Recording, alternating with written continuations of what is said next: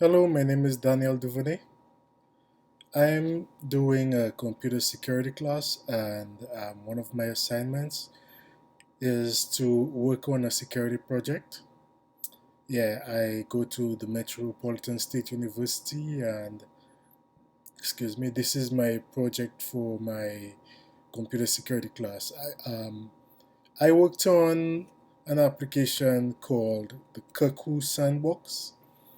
I installed it on my physical Linux machine at home, and um, yeah, it's basically a malware analysis tool where you could execute malware in a sandbox environment, and um, rather than like infect an actual machine, you have it being executed in a sandbox, and you could see the behavior of the malware, but it does not damage any of your files, and it doesn't damage any of your machines because you're running it on a VM. Okay, so let me just log in here.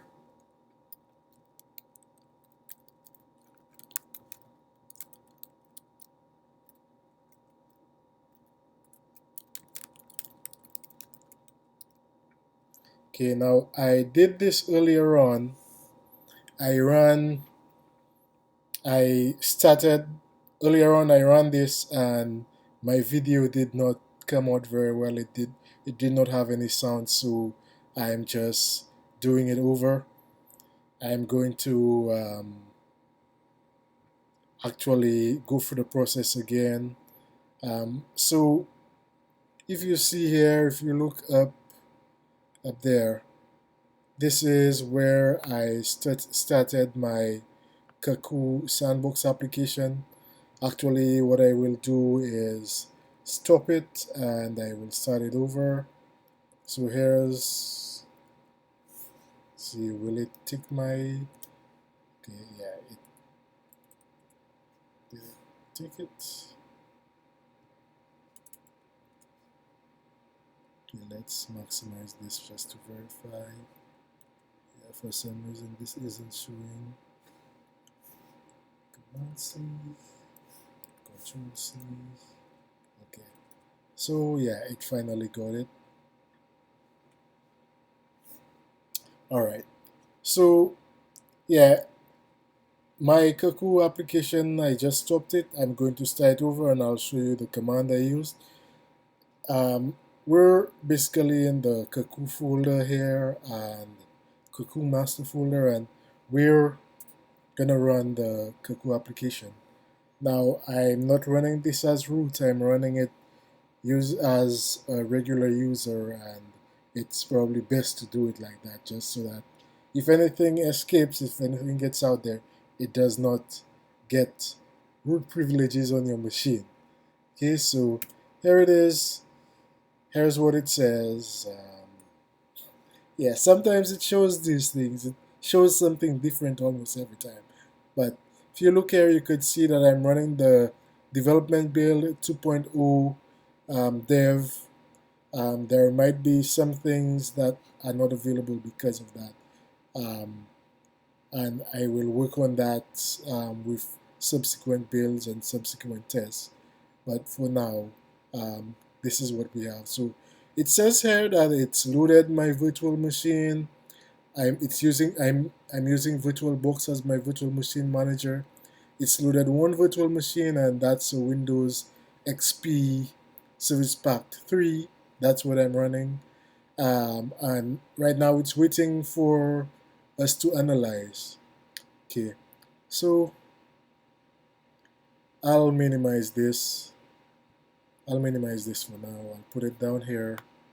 Actually, it's probably better to have it up there just so that we can see any changes. And this here, I submitted a file earlier on, and yeah, my test did not go very well because my video did not have any sound.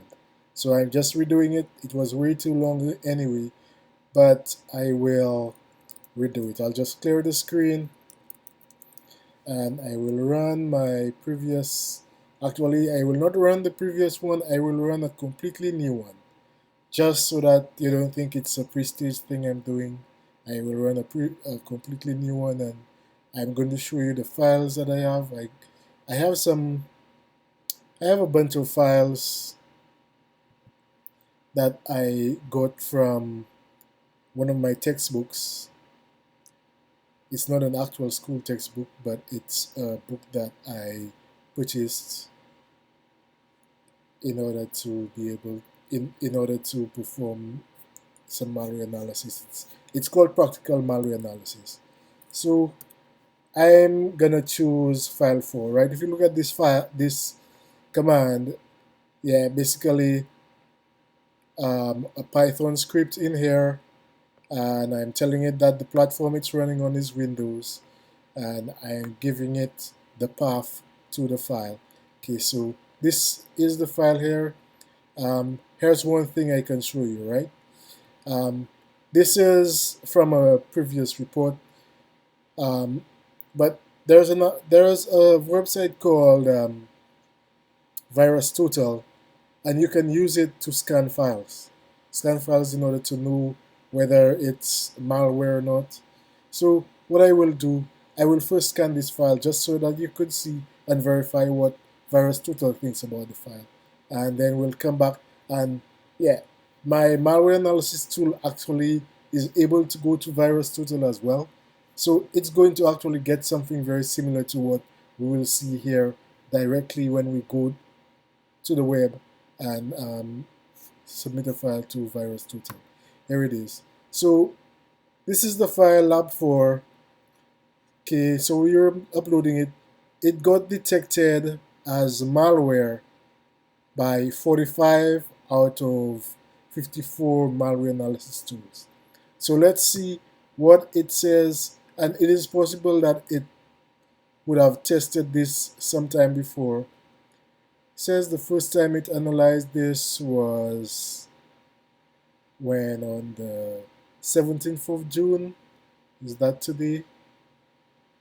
No, it's not today. So it analyzed this on the 17th of June, interestingly enough, 2 days ago. And we're testing the same file. And here it shows a report of the, the malware analysis tools that detected it and did not detect it.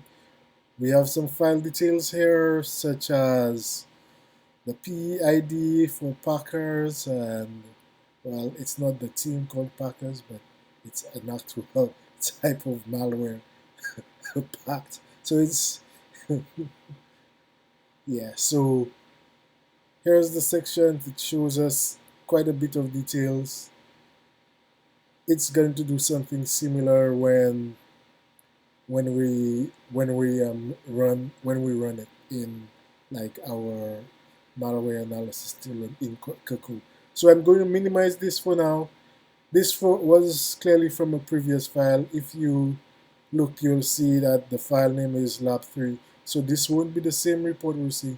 So I could just go ahead and close this, and I will minimize Firefox. And here I will submit the file. Okay, here am I submitting the file. Success. It shows that the file was submitted successfully. We saw something shift in the background here, showing that it did receive the file. Okay, so this one was from before. Let's scroll down. Yeah, I'm not able to clear this one. Okay, so I stopped and restarted, and I've maximized this. Keeps going up. Okay, so this here shows that it's starting the analysis. The VM was stopped initially. Actually, when we started, it brought up the VM. But here it shows that it started the sniffer. So it's generating a packet capture. It's looking at all packets that this tries to send out. It's capturing, and Yeah, so this is the name of our Cuckoo. Well, it's called Guest Two actually. That's the name of it. But yeah, here it is. The label is Guest Two. So Cuckoo Two is Guest Two. This is the IP address, and it's local, so it's not important to anybody on the outside. Um, it can be any IP, but this is the second virtual machine I created, so this is the reason why you're seeing the ID is Cuckoo 2. But yeah, right now it's currently analyzing. Earlier on, when I was performing the test, and like with the one that did not work and with no video, with no sound,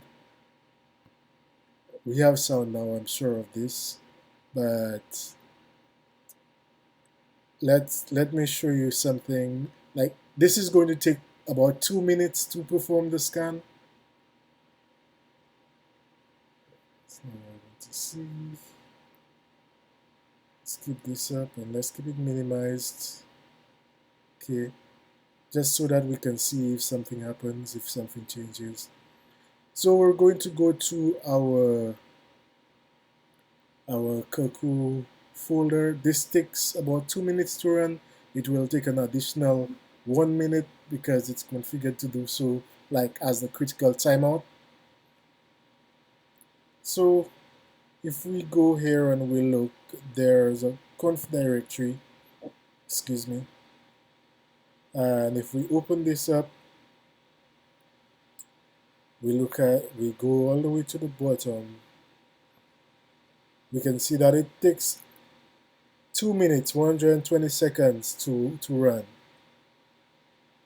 Then here, like we could specify something different as this is saying. But here it says there's a critical timeout which will be after the default, so it will add that to our default and it will complete after that's done. And I think from the corner here I could see that it's complete. So I'll close this. So let's just say it took about 3 minutes. I'll close this here. It shows that it completed. It shows that I've done 4 analyses on this app. It says it generates an error here saying that hey, you don't have Python HTTP replay and Python DPKT. Well, I do have these installed, but this is due to a bug with this application. There is a fix, but I did not get the chance to go about fixing it.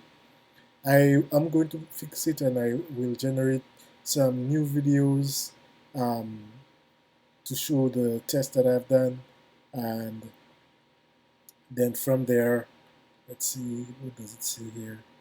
It says the path doesn't exist logs. Interesting. I hope it creates one. But yeah, we'll see. See, unable to import Yara compile file. Yeah, those are some errors that I did not see before, but um, yeah, this sometimes happens, but we'll still have useful information when we take a look at it. When we'll still have useful information. So here it's complete. It's showing here that it's waiting. It's still it's turned off the VM, but it's still waiting for me to submit additional files. We can't do that, but actually, yeah, I think we can do that, and I will do it. Let's see. Let's go back up here, and there are some additional files. So I will do the O1, and I will submit it here too. It will submit it, and hopefully we see more success, and we don't see it saying it's unable to import the Yara, because I know I did create the Yara tool. I did compile it and it was complete. It's possible that because of how I generated it, that's why it's generating that error. But we'll see. Yeah, we don't quite need it for now, but yeah, we'll see a report soon as soon as it's finished. Yeah. So I had a Wireshark open. I'll go ahead and close that. I will reopen a new pickup. Actually, in the meantime, while it's generating this, we could look at the one from before. So it created task 4. So we could take a look at task 4. Let's navigate to that location. So let's go back to the roots, to the root directory of Cuckoo, and let's find out where our, yeah, so it would be in storage. In the analysis, we have 4 is generating 5 now, but I believe 4 is what was created earlier on. Yes, this is the binary that it sent up. This is the pickup that it generated. If we go here, we open this up. Here's our report. So we're gonna open it up in Firefox. And if you see here, it gives us information about the version of Cuckoo that we ran. It shows us the amount of time it took to run, which is 191 seconds. Let's see, that's, let's see, roughly 60, 60, and 60, 120. Um, plus 60 is 180 plus 11 seconds. Yeah, I guess there was a little bit more time, I think probably with the submission. So, but it takes about 3 minutes to perform. And if you see this, it says that the file type is for Windows. It's an executable, a PE32. So it's a 32-bit executable. This is our file name. This is Cuckoo 2. This is, that's 2.0, and this is our guest 2, the label for our guest, and it's running on VirtualBox. Let's see, this shows that we started, the time we started and the time we finished. And it shows the time the virtual machine started and finished. Okay, so after a timeout, it hits a critical timeout and it closes. If you recall, this shows Armadillo here, right? I think we saw that same PE ID, same process ID, so, executable ID too. And we can see lots of information about the file that we submitted. We could see the MD5 hash, we could see the SHA1 to 56. There's a SSD, but I need to look further into this, but this is a particular signature, I believe. And we don't have any Yara details here, but we have something from Virus Total, and it shows similar information. That's the same file that was scanned. So, I mean, we clearly just scanned it, so it wasn't us who originally scanned it, but it shows that 45 out of 54 analysis tools scanned this and they detected it as malware. And here's a list. Here's a list of the analysis tools. It's there on the right. It shows the, I believe that's the version of them. I'm not sure. I'm not sure if this is specifically the that version. Yeah, it's definitely the. I think it's the version. So that includes McAfee. Okay, so they're detecting it as malware. This says it's clean. I'm not sure why. I guess there's a lot that think it's clean, but it's not actually clean. Let's look at the signatures. It is detected by at least 40 from virus total. If we look at some sections, it shows here, it shows the virtual address that it was run, shows the size in memory, and these are hexadecimal values, shows the raw data size, shows entropy, resources. Let's see this. Name being, it shows that it's just shows different information about the file. Imports, it shows files that get imported or files that get created as a result. And there it shows libraries. Open process token. Okay, it doesn't show anything for processes that were executed here, but yeah. And I believe that's mainly because of the way I configured it. But we can see here that at least one way you could test it is with VirusTotal, and it sends data over to VirusTotal and it returns a response. We also have a pickup file that was generated. Now, it is possible to have this go out to the internet. It is possible to actually send the file using a web app, using web.py, which is in our conf directory that we looked at earlier on. But we don't have that. For some reason, it was not included with the dev build. So, I mean, I will have to test it. I will be uploading additional videos with such details, but for now, it's not included. Okay, so I'll minimize this. There should be a pickup file in there, and I'll open this up in Wireshark just to see what it did. Okay, so here we have app packets being sent here, just to like find out what the IP address, and because it's waking up the virtual machine.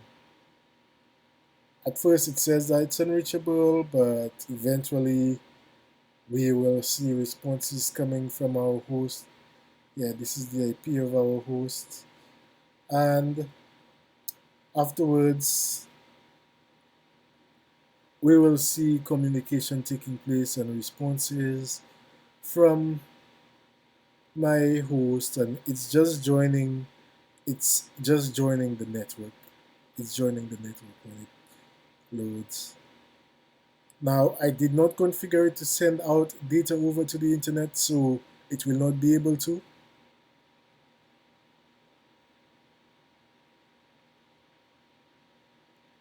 We're just seeing information here about what our host is trying to do. It's trying to send data out, but it won't go out. Okay, and eventually you see it start saying host unreachable, and that's because the host is going down. After the timeout, it brings the host down. So um, yeah, so eventually after the timeout, it's gonna go down. So this was our packet capture.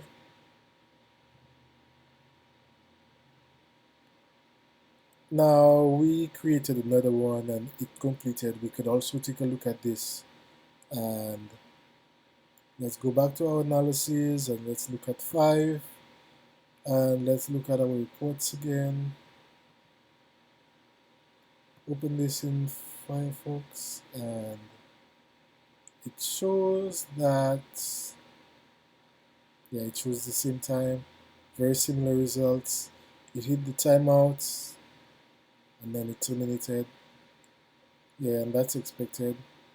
Here's the file size, here's the file we submitted. Let's see what does it think. 26 out of 55 detected it. And here they are like before.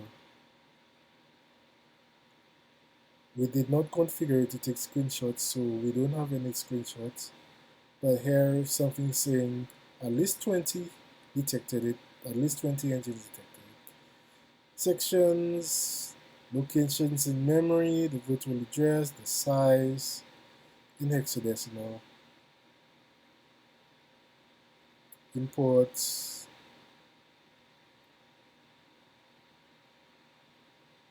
strings. Now this is kind of like, and it says warning, this will destroy your machine. So we could see what it said. This program cannot be running MS-DOS. Warning, this will destroy your machine. So Yeah, this is basically generated malware, and we can see what happened within our virtual machine from there. So, all right. So this is our. Let's see if there was a similar message from the other one. I don't recall seeing what it said. Yeah, that's completely different here. It did not. Where are the strings? Yeah, we did not expand strings. Does it see something similar? Yeah. Yeah, it tried to go here, but we're preventing it from going out, so it would not have been able to do it. Yeah, I guess it was trying to update. So we could see what it wanted to do. We could see it tried to pull it up. So yeah, that is pretty interesting. That's something I did not notice the first time I tested it. And yeah, this is interesting. Yeah, I almost missed that. Even the first time I ran the video, I did not notice that. But here we are, and something more interesting for this video. Now, I was given a 15-minute limit. I will post this video. Feel free to ask me any questions. Um, I did not show you the installation, and it's kind of a very long process, so it would not have fit in 15 minutes. And I installed on a different operating system from what's recommended. It's recommended that we install on Ubuntu, but I installed on CentOS, and the process is kind of different. Different packages. I needed to do lots of research. It's not documented how to install on CentOS. I used my own process. I made it work, and here we are. I will document that process and I will show it to you. I will post it online, but with my time constraints, I was not able to do it. If you have any questions, feel free to get in touch with me, and I will be happy to assist. Um, this is Dan saying goodbye for now. Have a good one, guys. All right, bye. Okay, and I will